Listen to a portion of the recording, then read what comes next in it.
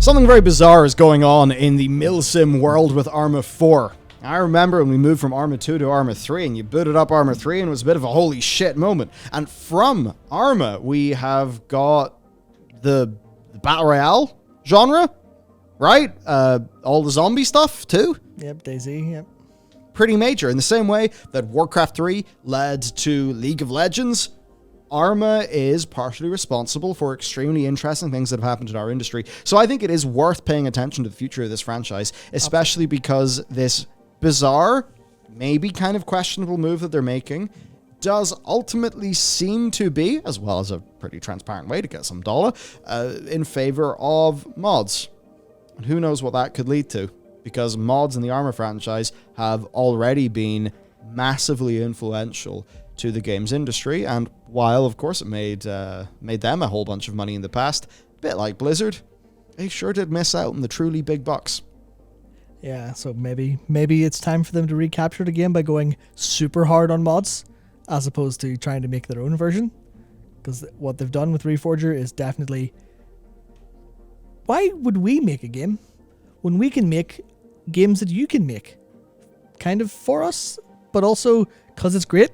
And for a lot of people, the real diehards of Arma, this will be a really big moment. They'll be enjoying it. So to actually explain what's going on, of course, Arma 3, it's kind of reaching the end of the road in a way. Mm-hmm. It's time to think about Arma 4, new engine. That's very exciting. I mean, imagine what all of the leaps in technology that have happened since Arma 3 could mean to the milsim genre. That's exciting. Oh, yeah. We're not getting Arma 4, though. We are getting a new game in the Arma 4 engine that has a lot of robust things, maybe not the most content though, certainly not enough to be called Arma 4, and it's releasing in early access. This is called Arma Reforger. It costs $30. Going through the reviews, looking at the gameplay, etc., basically, shit looks better, feels better, and supposedly, and this is the thing that actually has me quite excited, there are more possibilities with mods. And it seems like that is something that from the outset, they have really, really focused on. I mean, they're pretty much shipping the tools they make the game with. Yeah. With this. The whole mod angle is really interesting whenever you've realized they've now kind of solved the problem of PC-centric mods. Because they've shipped a whole load of those tools that, hey, we make the game. Do you want to just make the game the way we did? But it's also like going to be completely functional on Xbox, which kind of opens the whole, not even just like the milsim genre, but Arma 3 and everything that branched off is like open directly to Xbox. And I don't think they've mentioned it. I don't think they'll monetize any of it if possible, but it's like that stuff is now open. And it's wild that they're going that way, but it comes at an immediate cost to players in a way that I think quite a few people aren't happy about, but a lot of diehard fans are like, yeah, we expected this. Yeah, so essentially there's a lot of hype for Arma 4 after this. Yeah. Even though this is currently, at the last I checked, it was 61% on Steam. And it is interesting because it's maybe a version of Arma that more people will be able to fully play and enjoy. Now, it seems like the depth is going to be preserved, but the actual UI, UX, and stuff like that is a bit more modern, a bit more streamlined in terms of control. If they succeed there, because I think from playing Arma 3, it's fun. There's a lot of jank that I don't think needs to be there for it to be an excellent milsim. But then a lot of people will just kind of say, okay, play squad. So we'll see. Now, this thing, Arma Reforger, is an early access, quote, playable presentation. Yeah, not a game, playable presentation. Yeah, it's got two modes. Game Master for in-game editing, with, AI that is just, brain dead AI. It can't drive, friendly fire, not that many weapons, no full-sized mission editor, no single player. Yeah, there's almost like nothing there. And I've noticed a lot of people specifically on the mission editor going, but that's how we played Arma. So, because this isn't really an Arma game? Yeah. Then what is this? What did I pay $30 for? Did I pay $30 for a tech demo that doesn't work too well? It's like, yes. Yeah. Yeah, but it's intentional and they have a point, I think. But yeah. Then there's also some worry that the Game Master mode is a bit just of a dialed back thing for consoles, which obviously is a bad look. Now, the thing is, the mod tools that are here appear to be exceptional, totally made for hardcore modders, though. So basically, it seems like the thing that's designed for everyone to use, maybe a bit more simplified, but the thing that is there for basically hobbyist developers, that is incredible. Yeah, that's very much the hobbyist developers. The greatest way to describe it as well, because they did in the like presentation talk about Blender and go, oh yeah, here's Blender. You can just make stuff in Blender, fire straight in. You're like, that's really cool compared to, you know, other games which have a really complex process of making the models compatible. So it's like it's definitely going to be exceptional when this is fully geared and fully out and fully ready. But they kind of sold it and kind of, here's the promise of the game that you guys will make for us, in a way. Yeah. Also problems. Looking at your Steam reviews, just performance. Yeah. Netcode problems, server issues, and also a year. Basically, this is going to be checked off in a year. That's the current plan. Yeah, which is, like, it's interesting for users to buy a game that's like, this isn't a game that you're going to play forever. This is the game that we're just going to stop making and focus on Arma 4 soon. And I was like, so we're buying a stopgap game? I'm like, well, does this come with a discount for Arma 4? No. Does this product become Arma 4 in the way games can update and change their titles and stuff? No. You're just buying this game to have a taste of Arma 4, which is on the horizon soon, capital TM. And that's where a lot of users are like, not even, some are taking issue. Some are not taking issue with it. Some are like, oh, well, this is, you know what? We trust Bohemia enough. We trust the studio. We trust this game to give you the $30 in good faith. And then we know we're going to have to buy Arma 4 for full price, but we want a little bit of a taste. Yeah, so I think this is good for the people who play this game with a decent number of people who are already experienced in creating missions, who will be able to use the Game Master mode to create, because it's like I think a 53 kilometer square map, Cold War setting, which to me actually, just a thing that so many games have done. 2042 does it. Arma 3 actually did it too, where they've moved a little bit into like, not, you know, a few years time, but near future, not sci-fi, but near. To me, sometimes that loses a bit of relatability. So I do kind of like a more relatable setting. But really the way you're going to be playing it is just hopping onto a server with people, playing a Game Master game that's the go-to person in your group is put together. Yeah. Now, for the way that so many people play Arma, and I'm sure maybe you've seen it in YouTube, so many, a lot of the Mill Sim channels, the Flight Sim channels, like they're really good watches, kind of seeing those like little campaigns play out, right? It's like Mill Sim D&D almost sometimes. It's cool. Yeah, exactly. It's really cool. So for that very dedicated hardcore audience, I think that's really what this is for. Yeah, it is. Like, I guess it's coming from the outside and seeing it as what it is. You're like, what do you mean $30 for a tech demo?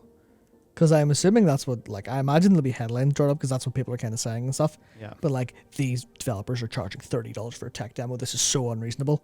But then the hardcore fans will be like, yeah, we want a tech demo. It's like people buying Wallpaper Engine on Steam and saying, that's not a game. You're like, yeah, but it's Wallpaper Engine. It's what we wanted to buy. It's like, it's not masquerading as a game. Yeah. It's a thing we can do cool stuff with. Go to Steam charts. Yep. Wallpaper Engine is like technically one of the most popular and played games in Steam. Yep, reliably too. So basically that's it. That's the situation. Certainly I'll say this ain't for me. Yeah. This ain't for me. This is not how I'm going to do Arma 4. If I wanted some Mill Sim, and if you want some, and you're just kind of like, you want to check it out, play Squad. Mm-hmm. Ultimately, play Squad. Maybe Insurgency if you want a sort of a different feeling of game format. But yeah, play Squad. And I think at least with this, it means that when Arma 4 comes out, there's probably going to be really kick-ass mods. Thinking about the depth in the mod tools, it's almost, I mean, yeah, they're going to be Arma mods, but I don't want to say new game, but pretty transformational. Yeah. I mean, compare Arma to Daisy. It's like Daisy's a pretty different experience, right? So I think the next generation of those things is going to be way more possible, and that could just be utterly fascinating in terms of what we're going to get. Really, user-generated content is just so key. It's so important. It's something that I think so many, with mod tools being less important because it's all about a live service that can be monetized. You even have cool things like Battlefield Portal. Yeah. But Battlefield Portal doesn't exactly help the live service. So it's like, it's fun, but how in alignment with EA's goals would that be? Whereas you look at something like this and it's like, yeah, fuck yeah, mod tools. It's not just old school mod tools. It's fucking in-depth, basically game development tools. Hey, do you want to use our game as a base? Away you go. Yeah, I mean, that's what I find interesting when, the Arma website isn't arma.com. It's armaplatform.com. Because it's a platform for you to make whatever the hell game you want out of it. Within reason, obviously there's limitations. But yeah, you can just go for it. And it's interesting because obviously so much of the industry is talking about UGC. But they're all like doing it in the money grubbing way of like, we can get this play to earn UGC stuff out. But then you look at, unless they've got something really nasty hidden up their sleeves, which I can't imagine they would. Otherwise they would do it now instead of asking for money for the base game, I guess. But it's like, as long as they don't do any of that, they're doing it the way that PC players are used to, the way PC players like, which is, do you want to mod the game? Yeah? Cool. But here's the thing to contend with. Let's just say there's a mod you like, and it's good, but it doesn't really get updates. Right? It's like, there you go, it's done. Yeah. Now, imagine if that mod was on Arma Platform, and Arma Platform would maybe take a 15% cut. Some of these mods ended up being paid. But then it turns out that what actually has happened is now instead of a few modders doing something in the few hours spare they have, now there's a team of 20 modders. And they are building a fucking game on this platform. And now it's user-generated content, and you have so much more quality, so much more quantity. And then I think about, YouTube stuff. Want to be really reminiscent about the good old days, and people would just get a camera and film a funny little thing and just put it in a file sharing site, and it would be downloaded for free. There was no money, and weren't things pure? You're never going to get Linus Tech Tips in that situation, because Linus needs to earn millions and millions and millions and millions, so Linus can have a big team to do a whole bunch of in-depth shit. Recently purchased a fucking new building, make a lab in it full of crazy shit. That's a lot. Yeah. Ultimately, YouTube is a monetized UGC platform. The only difference is its business model is advertisement supported rather than user purchase supported. Yeah. But you think, and that's the thing, what are we going to do? Are we going to read about, like, when we actually try to think this through, there is a very comprehensive argument to be made for building tools, building a platform of economic success, and then allowing people to earn a living, to do full-time game development on top of the tools that you have made to serve their fellow gamers who enjoy Arma, and then that expands the platform. Like, you can see the incredible amount of economic alignment here, and I know people might bitch and moan about money being involved here, but ultimately, what is money? Well, money is something that I think when the economy is working, it is coming from effort. So, I think the thing that we don't really like as much is just when it all turns into money makes money.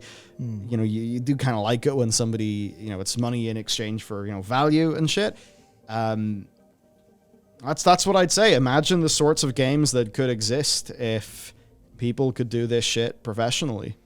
Yeah, and I think at least when it comes to Arma, experiment. Yeah, I think when it comes to Arma, it's a lot more likely to go right than it is in the case of, because obviously that's a big part of Roblox at the minute.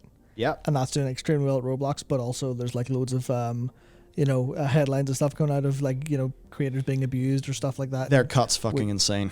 Yeah, and stuff like that as well. So it's like maybe it's time for especially because you think of the milsim genre, you expect everyone to be at least reasonable. You expect people to make mods there to be level-headed and a little bit older. You don't expect them to be 8-year-olds making great content in Roblox, where that gets really confusing and worrying. So maybe there's definitely something to be said there, but I guess we'll have to wait and see what Arma 4 looks like, and that'll be God knows how long at this rate. Totally. So there you go. To be honest, I wouldn't be surprised if they are trying to make this stuff so good that they can then justify that in the future with Arma Platform. Even if that's what they're calling their site. Yeah. So there you go. Let me know what you think. And I know I left you with a bit of a quandary because obviously the first go at paid mods is a fucking disaster. Thanks, Bethesda. Yeah, they fucked it. Valve kind of fucked it too. Yeah. We had a situation where people were just wholesale, just lifting shit from the Nexus and flipping it for money. Great. Now that is that's not good. Yeah. But you think of Moonpath to Elsewhere, you think of Falscar, and you think, oh, these are cool. Maybe a bit rough around the edges. What would happen if those actually got pretty big sales? And the same way that people might look forward to Shimmering Isles, well, what if through distributed game development, you could have 3, 4, 5, 6, 7, 8 Shivering Isleses because there's actually a reason for a team of 20 or 30 people to come together and make a fucking Skyrim expansion? Yeah. Would that not have people playing Skyrim more? Potentially, yeah. So, big things. And I know some of those things exist, but they don't exist as often and with as much quantity and quality because people have to do it for free, and that means they can't pay their rent or their mortgage or their food, etc., or their family by making the modding. But if the greatest output that, let's just say the person is, like doing retail or, Uber, Deliveroo, whatever, and then the modding is what they do on the side. Yeah. Where do you think that person is making their best contribution to society for their unique set of passions and skill set? Right? It's probably the modding development. Yeah. Now, if that could end up being financially viable via an exchange for financial exchange for value, then that person can now support themselves and their family from doing the thing that they are best suited to do. Food for thought. That's the little brain tingler I want to end it on. Yeah. And I know I'm going to get so many default dislikes. Absolutely. The people who just randomly copy-paste surprise mechanics into a video where the video's got nothing to do with that, it's like, oh, they're going to be furious at this. But I think we have to be able to actually discuss topics with an open mind. Yeah, I guess it comes down to the execution, because I know there are a couple of those projects that are Patreon supported and they're just pumping along fairly well. There's ones that are Patreon supported and fall to pieces immediately because people cannot handle money being involved in their projects. That's a thing that the platform would have to be able to get around. You'd maybe lose some good mods, but probably, if the way you posited it would be worth it in the end. So it just needs someone to do it right. Yeah, platform policing. Like, it's a humongous burden for a developer to actually take on to do it right. Yeah. And I think that's the problem where it didn't really work with Steam's model because they're far more laissez-faire, right? Yep. They're not going to staff up a team to do this thing because that's just not how fucking Valve does it shit. Which means that of anyone, they were the best positioned as a platform, but maybe the worst positioned as a company to actually do that right. Yeah. And maybe the same for Bethesda because, let's be honest, it's Bethesda. Everything's a bit rumbly from them. Anyway. Oh my God. Yeah, if they handle their paid mods like they handled their merchandising around Fallout 76's launch, I wouldn't trust that either. Yeah, so there you go. There's a story and a little tingler. Let me know what you think about the tingler, and I'll see you next time.